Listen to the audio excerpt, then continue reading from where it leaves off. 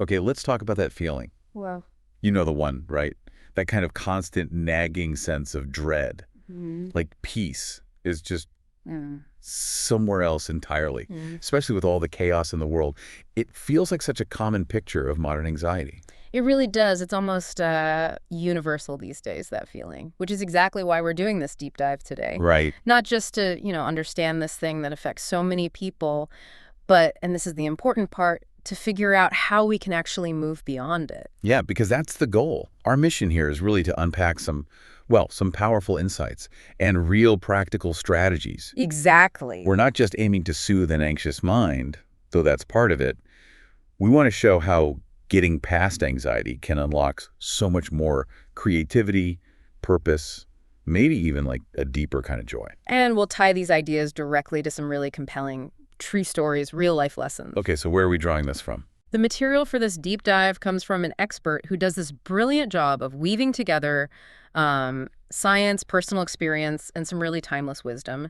It gives a fresh look at something so many of us grapple with. Good.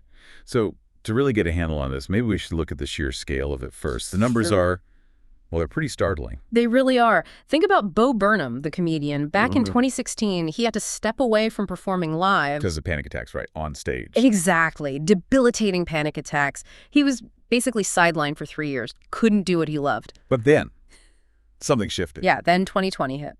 Lockdown. And instead of just, staying stuck, he channeled everything into this incredibly intense creative burst. The Inside Special. That's the one. He wrote it, performed it, filmed it, edited it all by himself, locked in his home. And it was huge, critically acclaimed. That's such a powerful story. His personal struggle, mixed with this massive global event, somehow fuels this incredible creativity. What does that tell us? I think it's a huge life lesson right there. That sometimes our deepest struggles, the things that derail our plans, can unexpectedly ignite something really creative and powerful within us. Even when the world feels like it's falling apart. Especially then, maybe. And Beau's story, while unique, reflects a much broader trend. The stats really paint a picture. Even back in 2017, Forbes Health said over 284 million people worldwide had an anxiety disorder diagnosis. Wow. 284 million. And just a year later, by 2018, the Journal of Psychiatric Research was already noting a rapid rise because of, and I quote, anxiety-provoking world event. That was before the pandemic. Exactly. Fast forward to that first year of COVID, global anxiety disorders jumped by 25%, a full quarter. That's staggering. What are the numbers? It went from around 298 million people to about 374 million. And by 2020, nearly half of all humans surveyed, 47%, said they felt anxious regularly. Half. And it didn't just vanish. By 2023, 50%, half of young adults 18 to 24 reported anxiety symptoms. It is, hands down, the most common mental illness globally. So the message is clear. If you're feeling this, you're absolutely not alone. Not even close. And, the author of our source material, she talks about her own intense battle with constant anxiety. Oh, really? Yeah, it's what pushed her into social sciences initially, trying to figure out her own mind. But for years, she felt pretty hopeless because of that old idea. That the brain is basically set in stone by childhood, like age 5 or something. Exactly that idea. She despaired, thinking her anxious brain was just fixed, done. But obviously she found something else. What turned it around?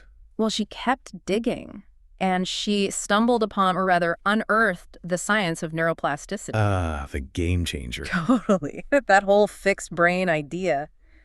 Turns out it's just wrong.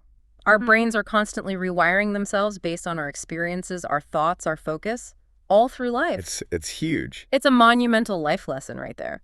Your brain isn't fixed. You absolutely can change it. That offers so much hope. So the practices, the mindful stuff, it's not just temporary relief, it's actually physically reshaping things. Precisely. She found these incredible studies, like one on Tibetan monks. Neurologists looked at the brains after years and years of meditation. They found unusually dense tissue in the parts of the brain linked to happiness, compassion, calm, like really dense. Wow. In one monk, the readings were so off the charts, the scientists actually thought their equipment was broken at first. No way. Yep. And get this guy, this superhero of tranquility, as they called him, he'd suffered from crippling anxiety and panic attacks as a kid. That's incredible. Just think about that. It means change isn't just possible, it's like biologically possible, even if anxiety feels like it's been there forever. It really shifts the perspective, doesn't it? But okay, hope is one thing. To actually make that change, we need to understand what we're dealing with. Let's talk about fear versus anxiety. Right, the leopard story. Yeah, the leopard anecdote, it draws such a clear line. The author hears a leopard outside her screen door. What happened? A huge rush of fear, right? Real fear. True fear. Hits hard, gets her focused, ready to act. But then the leopard leaves. And the fear just vanishes in seconds. She feels peaceful again. Right. Now, contrast that with her friend Jennifer, possibly the same leopard. Jennifer wakes up hearing, like, crunching sounds, fangs on bone. Yikes. And her brain, her jet-lagged neocortex, as the author puts it, cooks up this bizarre theory because she's wearing fuzzy leopard print pajamas. Oh, I remember this part. She thinks the leopard will see her as a rival. Exactly. So her strategy is to sit bolt upright, wrap herself in a beige blanket, and pretend to be a termite mound. Okay, that's definitely different from the first reaction. Hilarious, but it perfectly shows the difference. True fear. Sharp, clear, action-oriented, disappears when the threat's gone, gives you energy, anxiety. It's like being haunted. Pulls you inward. Pulls you into worrisome thoughts, fantasies, away from reality. It doesn't offer any useful action, and it just sticks around, making everything worse. Health, relationships. So the lesson is, it's the story we tell ourselves about the situation, not the situation itself. That's the core of it. That's what fuels the anxiety. And that leads to the anxiety spiral, right? This feedback loop. Yes, this unregulated cycle where worried thoughts ramp up the feelings of dread, and the dread then fuels more worried thoughts even when you're completely safe. Like that quote, "Most of my troubles never happened." It makes sense. We see this playing out constantly, don't we? Creating these self-fulfilling prophecies almost. Totally. Take Kayla. Her husband quickly clears his phone screen. Simple action. But her mind goes. Straight to the worst places. Gambling, porn, an affair. Each thought makes the dread worse, leads to a fight, and he was just planning her surprise birthday party. Ouch. The internal story just took over. Completely. Or Simon, the tech manager. Super smart guy, but anxious about seeming immature. So he overcompensates. Tries to act authoritative by constantly showing off how much he knows. Which, of course, makes him seem arrogant. It makes his team anxious around him. Wow. Exactly. His fear created the very situation he was afraid of. And one more quick one, Jared and Sophie. Their daughter, Ruby, just coughs or sneezes. And they feel that bolt of fear. Instantly. Then it's down the rabbit hole online, looking up terrible diseases. The tension builds. Ruby starts crying because they're tense, which just spikes their anxiety even more. It's fascinating and kind of terrifying how our minds build these elaborate scenarios from tiny triggers. And the stories justify the anxious feelings, making the whole cycle repeat. It really highlights how much our interpretation matters. Which brings us back to the brain itself and how we can unlock its potential. Jill Bolt-Taylor's story is just incredible here. The neuroanatomist who had a stroke. Yes, a massive stroke that temporarily shut down her left hemisphere. And her description of the experience, it's mind-blowing. What did she experience? She described this blissful right hemisphere state, a feeling of deep joy that came purely from within, totally different from the kind of happiness the left brain seeks from external things, from achieving goals or getting stuff. So the two sides of the brain have almost different personalities, different worldviews. That's a great way to put it. The left hemisphere. Analytical, logical, verbal. It creates narratives, labels things, decides this is the truth, often with a focus on control and, crucially, a negativity bias. Ah, the negativity bias, always looking for threats. Exactly. The right hemisphere, though, more attuned to the present moment, to senses, emotions, intuition. It's where that spontaneous joy and creativity seem to bubble up from. The negativity bias that feels so real. The author's story about the Lin-Manuel Miranda cutout. Oh yeah, the cardboard cutout. Terrifying the poor dog Bilbo over and over. And not just the dog, right? Even the humans kept getting startled by it. Even though they knew it was just cardboard. It's funny, but it shows how deep-seated that scan for danger instinct is. Even when there's zero evidence of a threat, our left brain can just invent danger everywhere. It really can. And that connects to Oliver Sacks' work too, doesn't it? The patient with hemispatial neglect. Yes, a really striking clinical example. Damage to the right hemisphere meant this person literally couldn't perceive the left side of their own body or the world. And perceived his own leg as a severed leg someone had put in his bed. It shows how distorted reality can become when the left brain's narrative isn't balanced by the right hemisphere's perspective. It creates this hall of mirrors where everything can seem disconnected or monstrous. Okay, so if our brains are wired like this, prone to anxiety spirals and negativity, how do we actually calm that down? How do we manage this inner creature? Well, the key insight is how we approach it. The author uses this great analogy, think horse whispering, not horse breaking. Gentle, subtle, respectful, not forceful. Exactly. It's about understanding and patience, not domination. And there's a real-world high-stakes example of this. The FBI hostage negotiator, Chris Voss. That's him.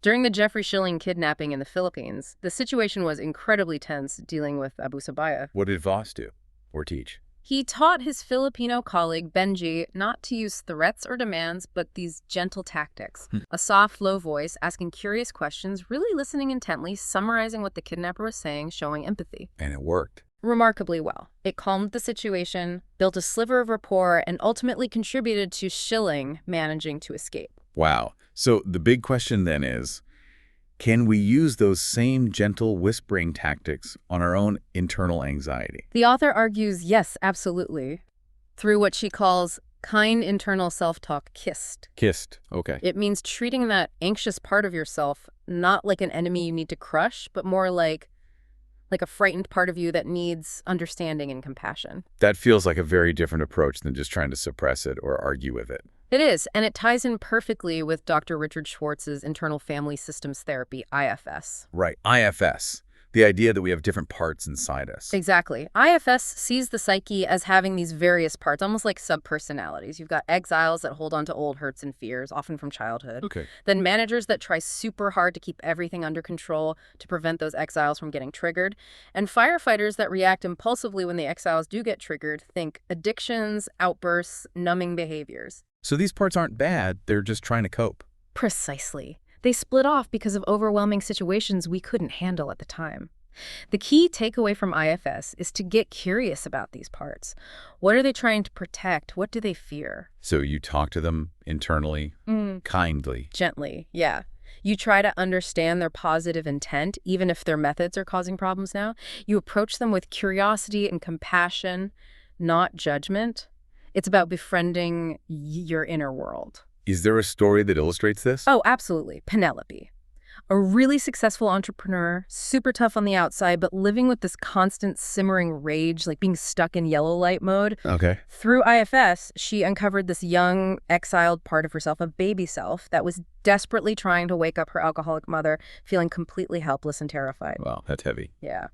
But by consciously giving that inner child part daily attention, understanding, and compassion, just acknowledging her fear and helplessness, something amazing happened. What changed? Her constant background anxiety lifted, that yellow light rage faded, and she started becoming spontaneously kinder, more connected, more present in her relationships. Just from that internal shift, that internal kindness. It's a profound life lesson.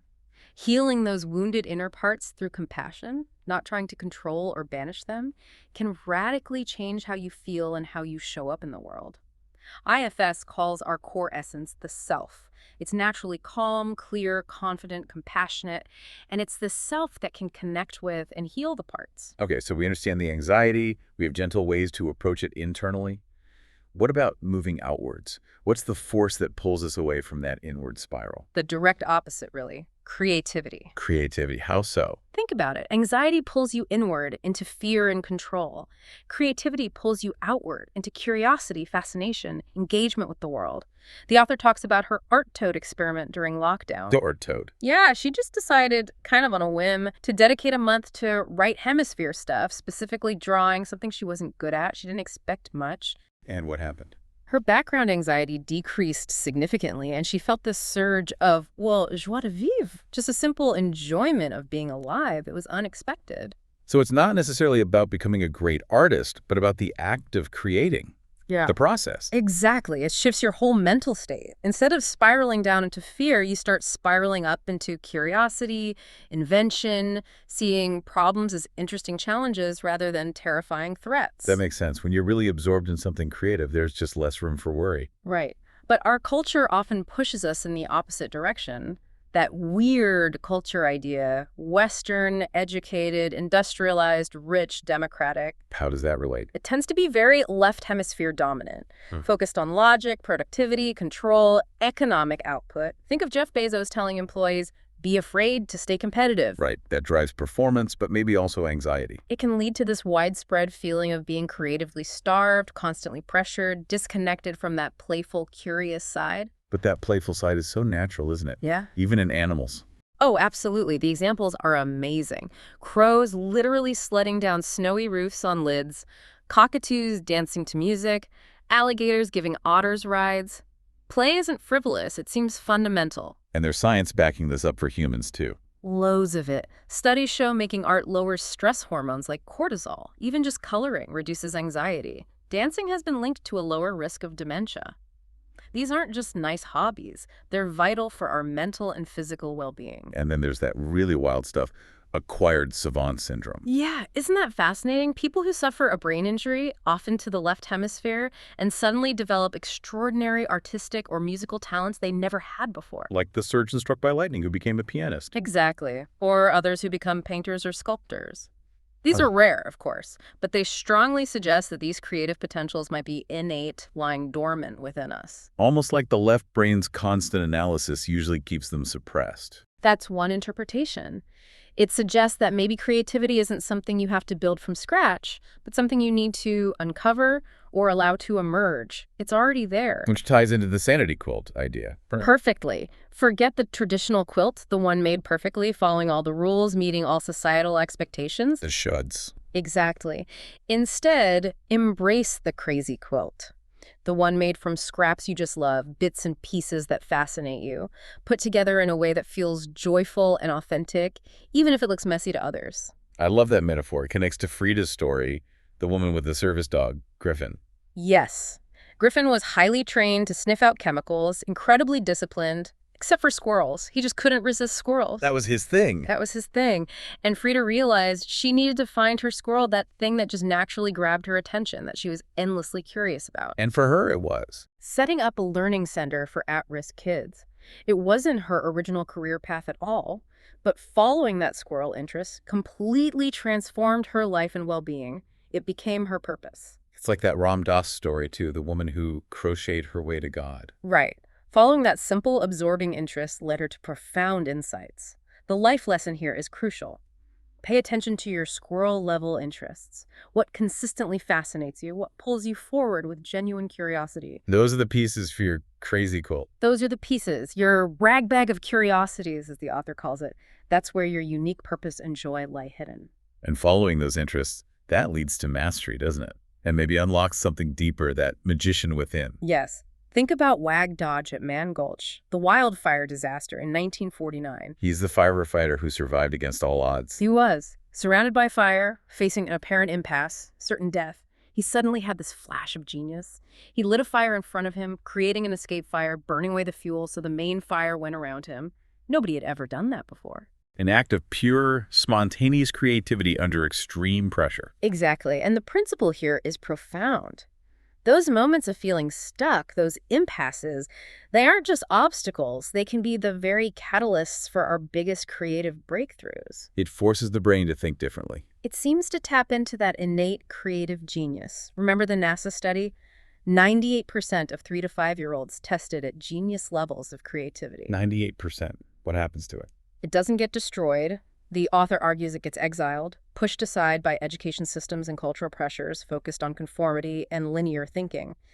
But it's still there. So how do we coax it back out? How do we cultivate mastery in those squirrel interests? Through 2 key things: dedicated play and deep practice. Dedicated play sounds fun. It should be. It's about exploring your interests with curiosity and enjoyment, experimenting, not being afraid to fail. Deep practice is more focused, targeting specific skills. Like Bruce Lee said, practice makes permanent. Not perfect, permanent. Meaning you ingrain the skill. Right. It's about mindful, focused repetition, but crucially, it should still feel engaging, not like drudgery. That combination of joyful exploration and focused practice is what leads to rapid skill development and unlocks that creative flow. And as you develop that mastery around those unique interests, something else starts to happen, like building a life around it. Exactly. You start to naturally create your own economic ecosystem. Economic ecosystem, what does that mean? It's not just about finding a job. It's about building a network of people, ideas, opportunities, even financial support that grows organically around your unique passions and skills. Can you give some examples? Sure. Think David Sedaris, famous writer, right? But his ecosystem wasn't just writing essays. It included his obsession with picking up trash along roadways, which became part of his unique story and persona. He built a career out of being, authentically himself, quirks and all. Pretty much. He didn't try to fit a mold. He followed his fascinations, mastered his craft, and created value that drew people in. Or Emma Gannon and her multi-hyphen method. Combining different passions into income streams. Yeah, podcasting, writing newsletters, books, all driven by her curiosity. Building multiple avenues rather than relying on one single job title. She created her own system. So the lesson is you don't have to fit into those rigid boxes, those iron cage jobs. Not at all. The powerful takeaway is that your unique interests, the things you love, when you pursue them with dedication and develop mastery, they actually create unique value that other people will recognize and seek out. So the how to make a living from it sort of figures itself out once you're clear on the what? That's the idea the author puts forward. Once you know what you want to experience, the how is easy to work out. The path reveals itself as you walk it. And sometimes surprising connections happen along that path. The soft magic. Ah, yes, the soft magic of Constellation. This is fascinating. The author shares her own experiences. Like when she was researching people for her book. Exactly. She was deep into the work of Jill Bolt Taylor, Richard Schwartz, Gavin de Becker, just immersing herself in their ideas. And then completely out of the blue, They contacted her. each of them reached out to her independently without her actively trying to connect. Just synchronicity. Wow. She calls it the soft magic of the universe. The idea that when you genuinely align yourself with your true path, with what deeply interests you, the right people, the right opportunities, they just seem to appear effortlessly. Guided by what?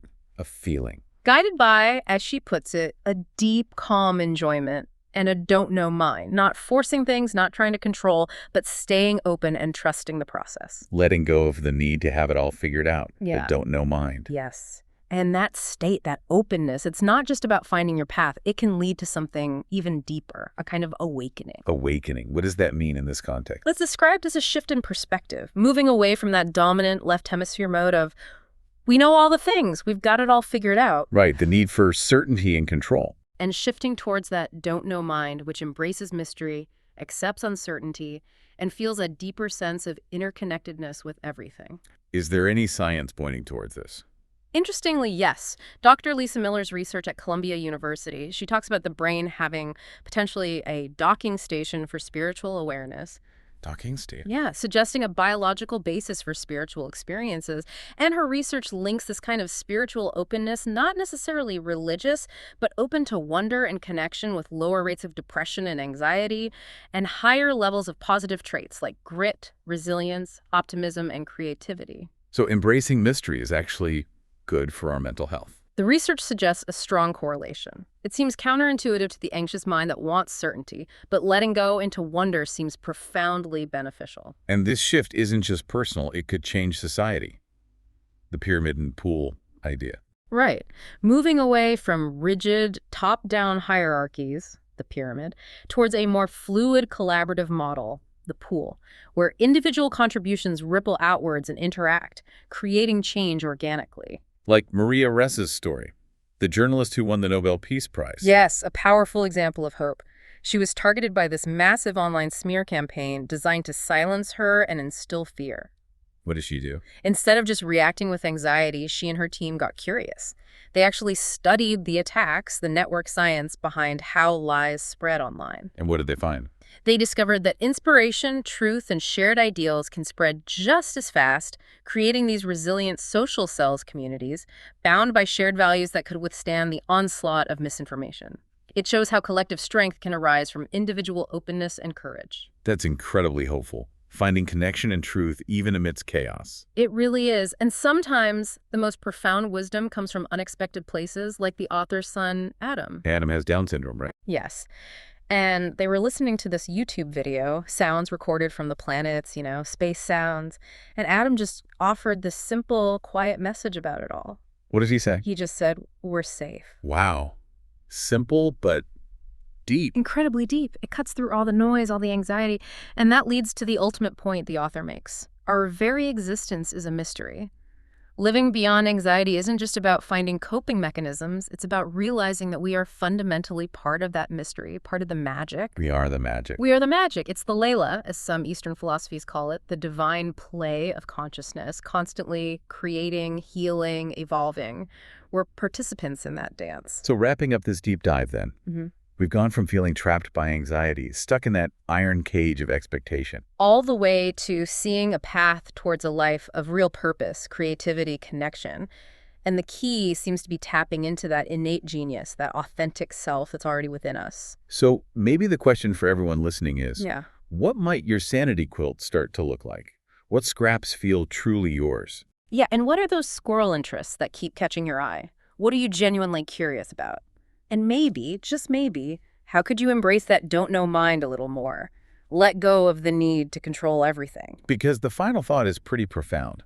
When we move beyond anxiety, when we stop believing the lies that cause so much pain, we don't just find the magic of life. We realize we are that magic. We are, as the author beautifully puts it, overlapping fields of energy and matter, flashing shuttles in the enchanted loom of the world, where we weave a dissolving pattern. That's a beautiful image. So perhaps the invitation is just to start stitching, start weaving your own unique, maybe a little crazy, joy-filled pattern into the world. That's it from us today. This is Lisa and Jim signing off from Pod Talk. Hope you all have an informative session. Please like and subscribe for more such sessions. We hope to see you soon with a brand new topic of discussion.